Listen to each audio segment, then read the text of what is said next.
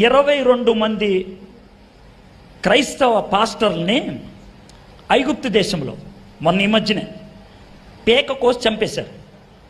22 మందిని. అందులో ఒక కుర్రోడు వయసు 23, ఒక కుర్రోడు వయసు 26. వీళ్ళిద్దరూ అన్నదమ్ములు.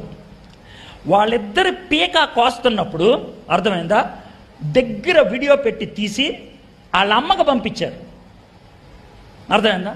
వాళ్ళిద్దరిని చంపుతున్నప్పుడు పీక కోసేప్పుడు దగ్గర వీడియో పెట్టి వాళ్ళ అమ్మకు పంపించారు. అంటే వీళ్ళని చంపడమే కాకుండా చంపిన వాళ్ళ అమ్మకి పంపిస్తే ఆమె బాధపడుతుంటే వీళ్ళకి ఆనందం. కానీ వాళ్ళ అమ్మ ఇమీడియట్గా ఆ వీడియో చూసిన తర్వాత న్యూస్ పేపర్లో ఆమె స్పందన రాసింది. ఏమని రాసింది తెలుసా? నా కొడుకులిద్దరినీ పేక కోసి చంపుతున్నప్పుడు దేవుని కృప, చివరి క్షణాల్లో వాళ్ళు ఎలా ఉన్నారో దేవుడు నాకు చూపించాడు. ఇది మొదటిది. రెండోది, దేవుని కృప, వాళ్ళు చివరి క్షణాల్లో మాట్లాడుతున్నప్పుడు ఆడియో కట్ అవ్వకుండా చేశారు.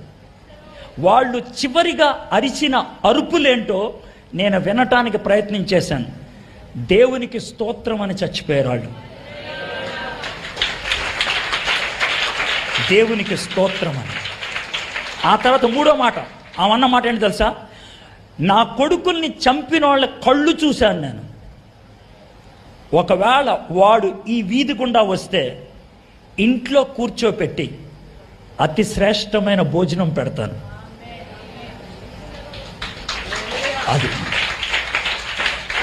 విశ్వాసులు శ్రమను ఎదుర్కొనే పద్ధతి అది.